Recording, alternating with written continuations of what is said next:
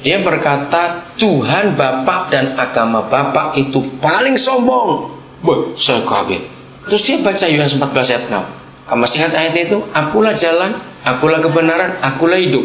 Dan ini dia buat sombong itu. Tidak ada seorang pun yang bisa ke surga, ketemu Papa di surga, kalau nggak lewat aku. Secara logika, setuju nggak pendapat orang itu? Sombong betul. Lalu yang lain bagaimana? Loh, betul nggak saudara?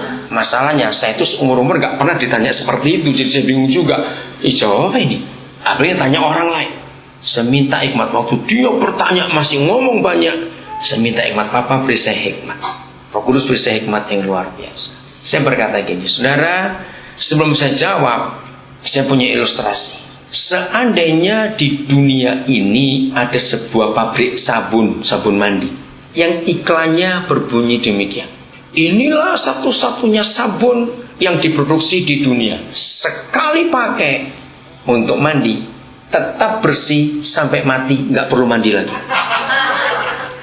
Loh, boleh tuh robot iklan kan terserah yang buat dong. Mau apa saja urusan dia. Nah, kira-kira kalau saudara mendapat iklan sabun mandi yang seperti itu, sekali mandi tetap bersih sampai mati, jadi nggak usah mandi lagi. Kira-kira nyoba nggak? Nyoba dong, apa salahnya? Iklannya begitu kok. Kalau ada dua perusahaan sabun yang iklannya sama, kita harus apa? Milih yang mana? Nah, saudara, karena tidak ada satupun tokoh di dunia yang pernah berkata kalau nggak lewat aku nggak sampai ke surga. Hanya Nabi Isa, saya bilang gitu pakai istilah Al-Quran. Ya saya harus coba karena nggak ada lagi yang ngomong kok. Jadi kalau pabrik sabun itu buat iklan seperti itu, apakah dia sombong? Dalam dunia bisnis nggak ada dikatakan sombong. Masing-masing perusahaan bisa buat iklan, diem dia nggak bisa ngomong. Saudara lihat, ya tepuk tangan buat Tuhan Yesus. Lihat ini. Tidak ada jalan dimanapun juga kecuali Yesus. I am the way. Ingat itu. Orang yang tidak jalan di jalan, itu berarti jalan di bush, di semak belukar. Loh, ya atau tidak? Apa bedanya jalan di semak belukar, di hutan, di tempat yang nggak ada jalan, dengan jalan di jalan? Lebih lega yang jalan mana? Nah, ada kata lega lagi bukan? Kalau kita jalan tidak di jalan, itu membingungkan, itu menakutkan, itu tidak pasti. Ingat apa yang Jesse sharingkan tadi? Kerajaan Saul hilang bukan karena dia mencuri, bukan karena dia membunuh. Dia berbuat baik sebetulnya. Dia buatan untuk Tuhan bukan? Ini sapi gemuk, domba gemuk. Bukan disate loh, bukan. Dibuat korban ini, Tuhan pasti suka luar biasa. Secara keadaan umum, Saul nggak salah. Karena memang Papa kita senang dengan korban itu. Tapi salahnya, itu tadi ada detour. Harus dialihkan dulu. Aku memang perlu korban. Itu kata Papa. Suka aku dengan kambing yang gemuk, sapi yang gemuk ini. Tapi dia pesan, bunuh semuanya. Maka itu muncul firman yang terkenal, lebih baik nurut atau taat daripada persembahan. Saudara, tidak ada kelegaan dalam hidup kalau kita melawan arus. Enggak ada kelegaan dalam hidup kita kalau kita keras kepala. Enggak akan ada. Maka itu kalau kita sadar bahwa kita bodoh seperti domba, tidak tahu mau jalan kemana, dengarkan pemimpin kita. Yohanes pasal yang ke-10, satu-satunya tanda bahwa kita ini murid Yesus atau tidak. Yohanes 10 ayat 27. Domba-dombaku bagaimana? Ayo baca Alkitab saudara. Domba-dombaku bagaimana? Mendengarkan suaraku. Tidak ada yang lain. Gak dikatakan domba-dombaku melayani aku, domba-dombaku begini, domba-dombaku begitu. Tidak. Satu saja syaratnya, domba-dombaku mendengarkan suara gembala. Ingat tadi Jesse sampaikan Roma 10:17. Bagaimana kita bisa taat lalu punya iman untuk nurut? Mendengar. Dan mendengar adalah firman Tuhan. Maka iman kita jadi bertumbuh. Masalahnya sekarang, masalahnya di sini. Ternyata firman tetangga lebih gampang dihafal daripada firman Tuhan? Coba renungkan baik-baik ini. Firman tetangga lebih gampang dihafalkan daripada firman Tuhan. Ngerti maksud saya? Nah, jadi gini, saya mau menggunakan contoh ini. Firman itu kan perkataan, bukan? Oke? Kalau firman perkataan Tuhan. Nah, sekarang saya ingin katakan perkataan orang juga adalah firman. Itu maksudnya. Ayo, siapa masih ingat firman mama mertua? Ngerti maksudnya?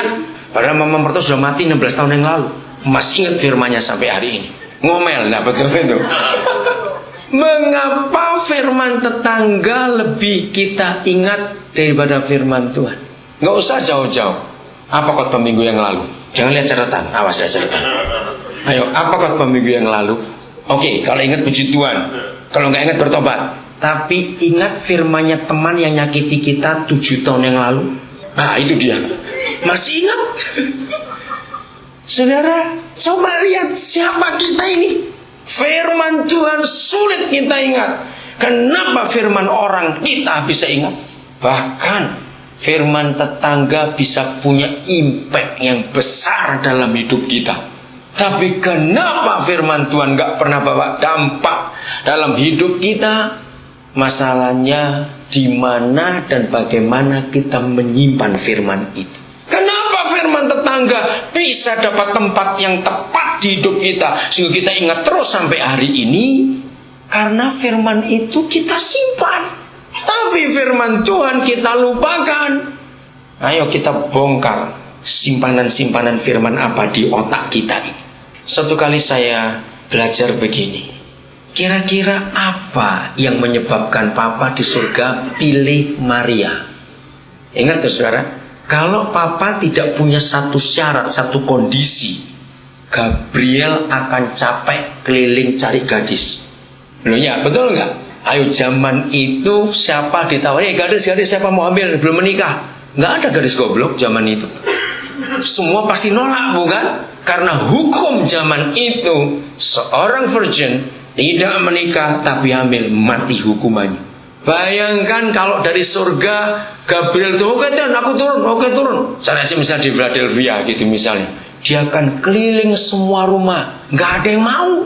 Tapi dari surga Papa langsung tahu Maria Gabriel, aku kenal anak itu. Maka itu begitu dia sampai ke rumah Maria, Gabriel langsung ketemu. Dan luar biasa, secara catat ayat itu Lukas 1:38. Dan begitu enteng Maria berkata, Lukas 1:38, jadilah padaku seperti yang kau katakan. Ingat perkataan ini, sebab aku ini hamba Tuhan. Saya pikir gila Maria.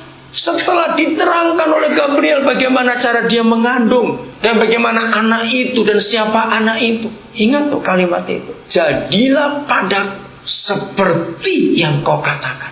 Coba renungkan. Itu risiko besar tidak saudara? Risiko besar tidak? Besar risiko. Saya mau tunjukkan ini kepada saudara. Semua kehendak Papa kita di surga, semua, nggak ada satupun. Semua kehendak Papa itu pasti bertentangan dengan kehendak kita. Jawab ya atau tidak?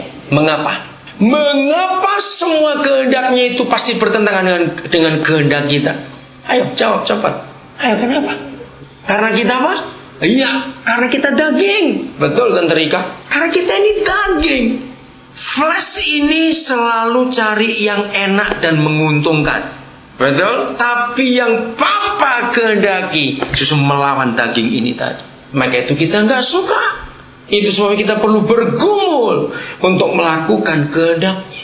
Syarat Maria sampai dipilih oleh Papa sehingga Gabriel nggak kemana-mana. Kita buka Lukas 2:19. Inilah satu-satunya syarat mengapa Papa pilih Maria.